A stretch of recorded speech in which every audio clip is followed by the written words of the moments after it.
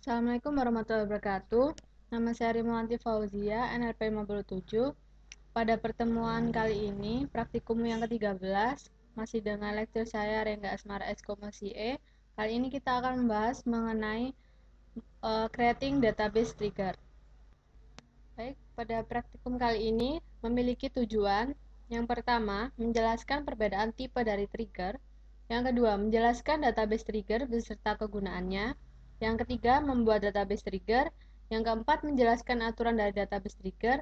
Dan yang terakhir adalah menghapus database trigger. Next, jadi pada praktikum kali ini, saya membaginya menjadi beberapa pokok bahasan. Yang pertama adalah introduction. Yang kedua adalah DML Trigger Components. Kemudian yang ketiga adalah Creating Trigger. Dan yang terakhir adalah Trigger Execution Model. Jadi itu adalah pokok bahasan kita pada praktikum kali ini. Langsung aja masuk ke pokok bahasan yang pertama, Introduction. Jadi tipe trigger. Jadi sebuah trigger adalah prosedur blok PLSQL yang terdapat tabel, view, skema, atau database. Eksekusi ketika event mendapat tempat, atau bisa keduanya. Jadi, yang pertama bisa ada application trigger. Jadi muncul ketika sebuah event bekerja dengan sebuah aplikasi khusus.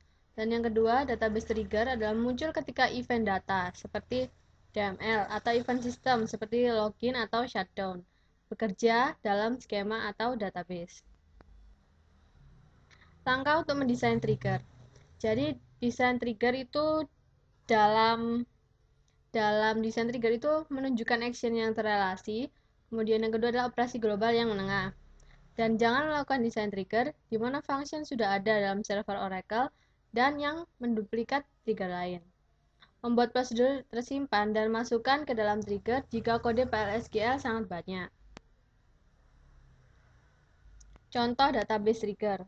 Jadi di sini ada sebuah aplikasi di mana kita menginsert into employees seperti itu pada tabel employee.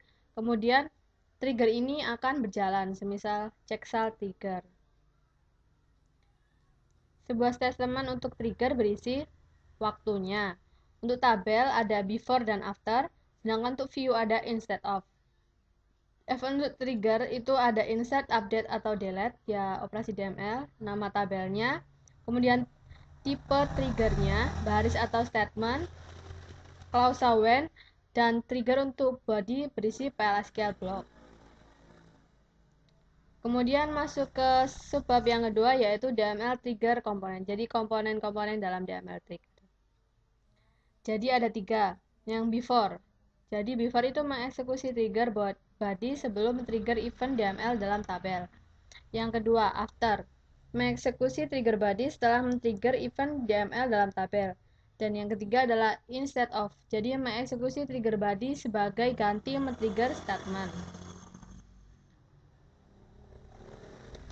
Men-trigger event user. Yang statement DML-nya menyebabkan trigger untuk dieksekusi bisa menggunakan event di bawah ini. Jadi, misal ini kita mau eksekusi insert, update, dan delete, maka kita bisa menggunakan trigger event user ini. Kemudian, haruskah trigger body mengeksekusi setiap baris pada statement atau hanya satu? Jawabannya adalah, jadi jika statement, trigger body biasanya mengeksekusi sekali untuk men-trigger event. Sebuah statement trigger bekerja sekali, bahkan jika tidak ada baris yang menyebabkan semuanya. Jadi trigger ini pasti bekerja, walaupun cuma sekali, minimal sekali. Kemudian jika row, trigger body biasanya mengeksekusi sekali untuk baris dengan men-trigger event. Sebuah baris trigger tidak tereksekusi jika event yang di-trigger tidak ada isinya. Lalu action apa yang harus menunjukkan trigger? Jadi ada trigger body, adalah sebuah blok PLSQL atau sebuah panggilan untuk prosedur. Ini firing sequence. Jadi semisal kita membuat DML statement insert into tabel departemen ID, departemen location ID dengan value ini 400 consulting dan 2400. Jika pada trigger action maka before statement akan terjadi sebelum, dan before row trigger akan terjadi itu per baris sebelum barisnya, after row trigger itu setelah baris terupdate, dan after statement trigger itu setelah tabel, istilahnya setelah statement itu, setelah statement DML-nya. Masih tentang varying sequence. Sama semisal kita mau mengupdate tabel employee, kita set salary-nya dikalikan 1,1 di mana yang departemen ID-nya 30. Nah, before statement trigger-nya ada di sini. Sebelum statement ini, istilahnya sebelumnya. Kemudian before row itu sebelum setiap barisnya, after row juga setelah barisnya. Kemudian after statement itu ketika kita sudah melakukan DML statement update ini. Sebab selanjutnya adalah membuat DML trigger. Gimana sih? Dia sintaksnya adalah create or replace trigger, trigger name, timingnya, event 1 or event 2 or event 3 ini opsional, pada tabel apa, kemudian trigger body-nya isinya apa. Ini contohnya, kita membuat atau mereplace trigger namanya secure M, di mana sebelum kita menginsert pada tabel employee, maka kita mulai melakukan blok ini, blok PL/SQL ini, jika sysdate-nya atau hari ininya itu Sabtu sama Minggu, atau sysdate-nya itu dihitungnya dalam jam H24, ini tidak ada di antara 8 dan 18, maka akan muncul exception seperti ini, exception nomor 2500, kamu hanya bisa menginsert pada tabel employee pada jam kerja saja.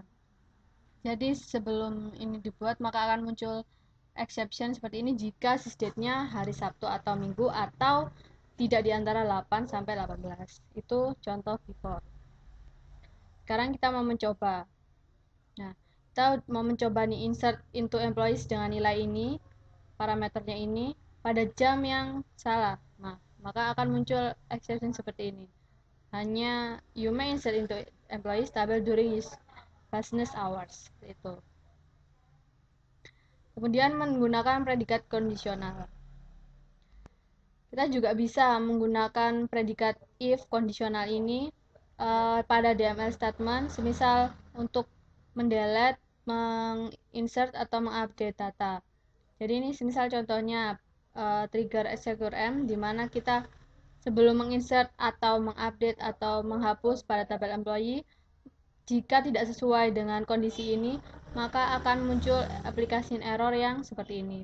Jadi kalau mau delete, insert atau update di luar hari Sabtu dan yang ada di hari Sabtu atau Minggu dan tidak di antara pukul 8 sampai 18, maka akan muncul error seperti ini. Error yang hanya bisa menginsert pada saat jam kerja saja, seperti itu. Kemudian ada membuat sebuah trigger baris DML. Jadi kita akan coba membuat trigger baris DML. Jadi create or replace sama trigger name-nya, timingnya apa, kemudian event-nya, event 1 or event 2 dan seterusnya pada tabel apa, referencing old as old atau new as new untuk setiap barisnya. Membuat sebuah trigger baris DML. Jadi contohnya, kita mau membuat trigger restrict salary. Sebelum menginsert atau mengupdate salary pada tabel employee, untuk setiap row-nya, kita lakukan pengecekan. Jika new job ID-nya itu adalah @pres dan @vp, maka new salary-nya harus lebih besar dari 15.000. Dan jika new salary-nya lebih besar dari 15.000, maka akan muncul error seperti ini. Employee tidak dapat memperoleh salary ini, misalnya kayak gitu. Kemudian menggunakan old dan new qualifiers. Jadi kita membuat or replace trigger audit M values setelah menghapus atau menginsert atau mengupdate. Jadi kalau tadi sebelum, sekarang setelah. Untuk setiap barisnya kita insert ini, semisal kita insert ini ke tabel audit M tabel dengan ini, value-nya adalah ini, seperti itu. Jadi ini intinya itu ini value yang lama, ini yang baru, kayak gitu. Membatasi sebuah row trigger. Jadi kita juga bisa membatasi sebuah row trigger dengan sintaks seperti ini. Jadi contohnya ini kita membuat trigger derive commission PCT sebelum menginsert atau mengupdate salary pada tabel employee untuk setiap barisnya ketika new job ID-nya sama dengan SRF, maka kita lakukan kondisi ini, kita insert. Jika menginsert, maka new commission PCT-nya adalah 0, dan yang lainnya jika old commission PCT-nya sama dengan 0, maka new commission PCT-nya adalah 0. Selain itu, new commission PCT sama dengan 0, old commission PCT ditambah 0,05. Jadi kita bisa melakukan pembatasan di klausa when ini. Sekarang kita mau menggunakan trigger instead of. Jadi ada sebuah application, kita insert into my view misal.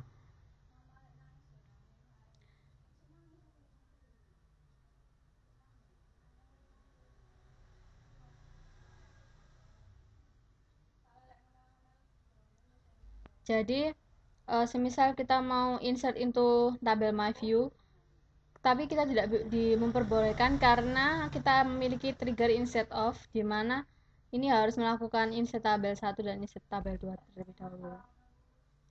Contoh sintaks untuk membuat trigger instead of adalah sama, create or replace trigger name, namun ada perbedaan di mana jika sebelumnya ada timing, maka di sini adalah instead of, event 1 or event 2 or event 3 on view name. Jadi kan kalau yang tadi itu timingnya pada tabel, sekarang pada view. Referencing old as old, new as new, for each row juga opsional. Kemudian trigger body-nya apa? Membuat trigger instead of. Contohnya, kita mau menginsert ke tabel mdetails yang berdasarkan tabel employee dan berdasarkan tabel departemen. Maka kita insert into mdetails, parameternya apa, values-nya ini seperti ini. Misalnya, instead of insert ke mdetails, maka akan menghasilkan hasil yang sama. Kemudian membuat trigger instead of. Jadi semisal masih tetap dalam bab ini, jadi semisal kita mau menginsert mdetails yang berdasarkan pada employees dan departemen tabel, maka kita bisa lakukan seperti ini. Jadi instead of ini bisa istilahnya kita insert ya, terus kemudian kita insert ke new ems, kemudian kita lakukan update ke new depths, itu akan menghasilkan sama dengan langsung ke mdetails.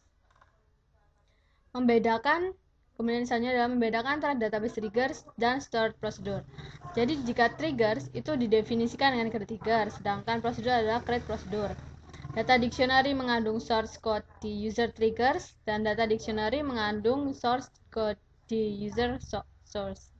Data dictionary itu berisi sintaks, berisi keterangan, tabel, dan sebagainya. Dan kalau triggers itu digunakan secara implisit, sedangkan prosedur digunakan secara eksplisit. Namun triggers juga bisa digunakan secara eksplisit ya. Commit, save point, dan rollback tidak diperbolehkan, sedangkan pada prosedur diperbolehkan. Nih, kita mau membedakan antara database trigger dan form builder triggers.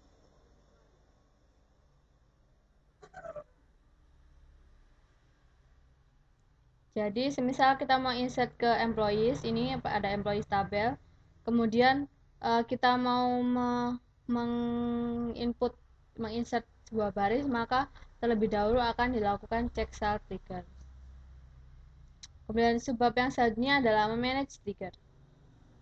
Memanage trigger. Jadi ada 3, yaitu mematikan dan menghidupkan kembali sebuah database trigger. Sintaksnya adalah ini: alter trigger, kemudian trigger name, disable or enable. Kemudian mematikan dan menghidupkan kembali semua triggers, maka alter tabel name, disable or enable all triggers. Jadi itu. Dan yang terakhir adalah mengcompile kembali sebuah trigger untuk sebuah tabel, adalah sintaksnya alter trigger name-nya apa, kemudian compile. Sedangkan sintaks untuk mendrop trigger adalah yang pertama, untuk menghapus sebuah trigger dari database, gunakan sintaks dari drop trigger. Seperti ini. Contoh drop trigger, kemudian trigger name. Contohnya kita mau mendrop trigger secure M. Maka semua trigger pada tabel akan dihapus ketika tabel dihapus. Jadi otomatis. Kemudian ada trigger execution model, sebab kita yang terakhir. Jadi ada uji coba kasus trigger. Ini uji setiap operasi data trigger sebagai bukan operasi data trigger. Kemudian uji setiap kasus pada klausa when. Dan ketiga, alasan trigger aktif secara langsung pada sebuah operasi data basic dan juga secara tidak langsung pada prosedur. Kemudian uji efek dari trigger terhadap trigger lain. Dan yang terakhir, uji efek dari trigger lain terhadap trigger. Model eksekusi trigger dan pengecekan constraint. Eksekusi semua before statement triggers. Kemudian loop untuk setiap baris dipengaruhi oleh eksekusi semua before row triggers dan eksekusi semua after row triggers. Eksekusi statement DML dan lakukan integritas pengecekan constraint. Dan yang terakhir, eksekusi semua after statement triggers. Contoh untuk model eksekusi trigger dan pengecekan constraint. Jadi ketika kita akan mengupdate tabel employees pada Departemen ID 999 yang employee ID-nya 170, kita mau membuat constraint integrity constraint version error, di mana setelah kita mengupdate untuk setiap row-nya kita lakukan insert ini. Jadi seperti itu. Dan ini akan berhasil setelah trigger dijalankan. Contoh demonstrasi untuk triggers menggunakan package construct. Jadi kita menginsertkan DML, statement DML pada sebuah tabel employees misalnya. Kemudian audit M trigger untuk setiap each row. Jadi trigger audit M trig ini untuk setiap barisnya dilakukan pengecekan. Kemudian audit M tab setelah statement, kemudian akhirnya mengcopy dan mengreset variabel yang ada di sini. Kemudian dimasukkan ke varpack package, nah, yang namanya audit tabel. Maka dia akan secara otomatis menghasilkan tabel yang audit tabel ini yang merupakan hasil dari trigger-trigger sebelumnya. Triggers after row dan after statement. Ini contohnya, jika after row dan after statement, kita create or replace trigger audit M trig setelah diupdate atau di-insert atau di-delete, maka untuk setiap barisnya seperti ini kita hapus varpack set gdel ini untuk indeks yang pertama dan insert untuk, dan jika selain itu kita insert, selain itu kita update pada salary, dan ini menunjukkan indeksnya seperti itu 1 misalnya seperti, dan n. Kemudian ini ada create or replace, jika itu adalah after row maka ini after statement. Jadi ketika create or replace trigger audit M tab ini setelah mengupdate atau menginsert atau mendelete tabel, maka kita akan memulai trigger audit M, kemudian add n audit M. Demonstrasi spesifikasi varpack. Jadi ini kita ada varpack.sql di mana kita membuat package varpack. Isinya itu ada function gdel, gins, gupdate, gupsal yang semuanya mengembalikan variabel number. Kemudian kita jalankan prosedur digunakan untuk memodify dari nilai pada setiap variabel package. Jadi prosedur set gdel itu adalah kita masukkan parameter sensitivity file dalam tipe number. Ini contoh package varpack. Kemudian kita mau menggunakan audit M.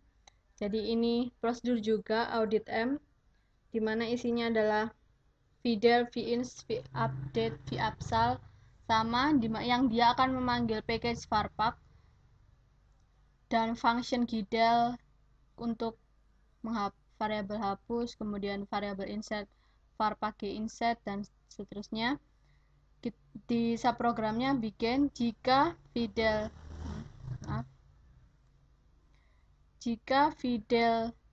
tambah vins tambah vupdate tidak sama dengan 0, maka kita lakukan update. Kemudian del sama dengan del plus vdel, maka ini akan melakukan increment setiap persatunya, di mana username sama dengan user dan tabel names-nya adalah employees dan kolomnya adalah 0. Kemudian kita end if Dan jika tidak sama dengan 0, maka lakukan perintah seperti ini. Dan kolom name-nya itu adalah celery. And if, maka di sini kalau di sini 0, maka akan menghasilkan untuk mereset semua global variabel pada package varpack, di mana dia akan otomatis dimasukkan nilai 0. Baik, kita telah tiba di exercise section. Ada latihan yang pertama, soal yang pertama, tuliskan skrip membuat tabel dengan field dan tipe data sebagai berikut. Jadi ada tabel barang, di mana tabel barang itu field ID barang, tipe datanya number, not null, kemudian field nama tipe datanya itu varchar 2, panjangnya 50 not null, field spesifikasi data varchar 2, karakter jumlahnya 200 null, kemudian ini jumlah, tipe datanya number, not null, harga juga not null, dan satuan tipe datanya varchar 2 null. Dan ada tabel transaksi di mana nomor transaksinya ini ada seperti ini, tipe datanya number, not null, ID barang, tanggal yang tipenya date, jumlah type tipenya number, dan tabel history di mana ID barang tipenya number, tanggal tipenya date, stock type tipenya number, dan field tipe transaksi datanya varchar 2 not null. Itu adalah soal yang pertama. Dan soal yang kedua ini berhubungan. Jadi kita membuat row trigger dengan time before pada segala operasi DML pada tabel transaksi dengan aturan ini. Kemudian segala pengubahan datanya pada field jumlah di tabel transaksi akan mengubah data pada field jumlah di tabel barang. Jadi ketika kita mengubah di tabel transaksi, maka akan mengubah juga pada tabel barang. Artinya field jumlah tabel barang merupakan data stok barang pada item barang tertentu atau berasosiasi dengan field ID barang. Dan segala perubahan pada field jumlah di tabel transaksi akan dicatat pada tabel history. Jadi khusus untuk tipe transaksi ini, maka kita akan mengisikan tambah data atau ubah data atau hapus data sesuai dengan tipe DML pada tabel transaksi. Kita langsung aja masuk ke, misal kita login sebagai HR.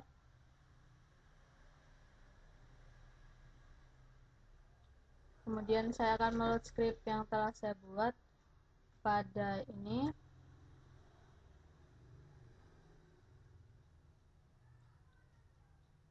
Untuk minggu 13. Jadi kita misalnya mau membuat barang, tabel barang. Maka ini kita create tabel seperti tadi, tipenya sesuai, kemudian execute. Oke. Kemudian kita mau membuat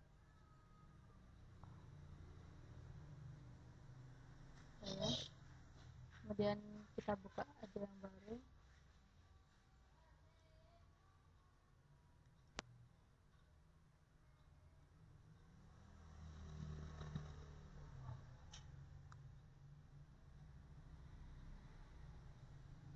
Kita load script aja deh. Kita load script, langsung load script, kita buat. Kemudian tabel history kita buat. Kita create tabel history dengan tipe fieldnya kolomnya seperti ini, dan execute tabel create.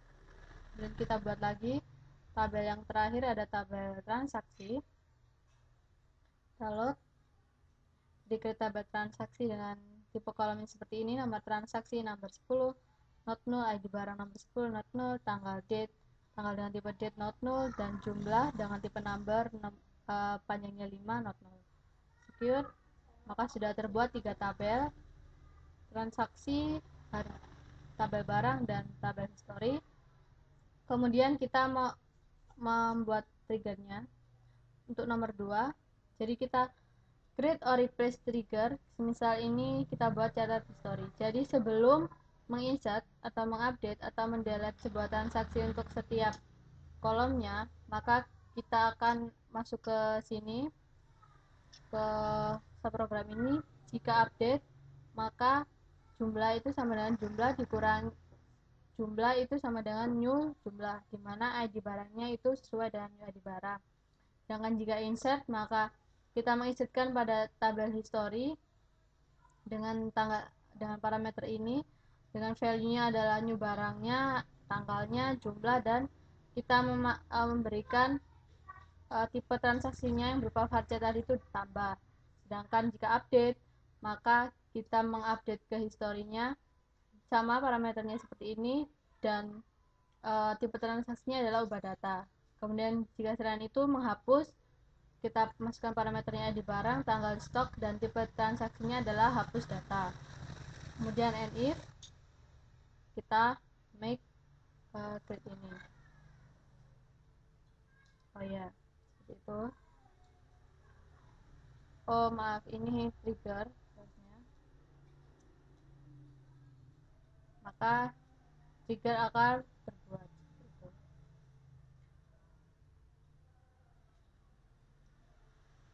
Kemudian jika kita mau melakukan tes trigger ya, kita mau menginsert.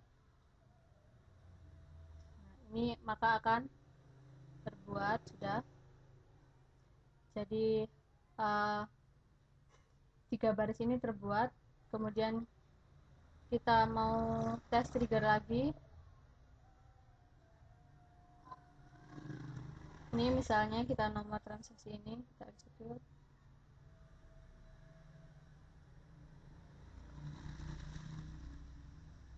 Ya, maka akan terjadi error. Itu. Tadi untuk soal nomor 1 dan nomor 2.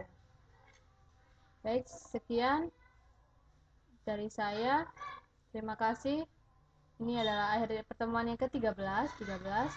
Terima kasih atas perhatiannya. Always fighting for practice. See you.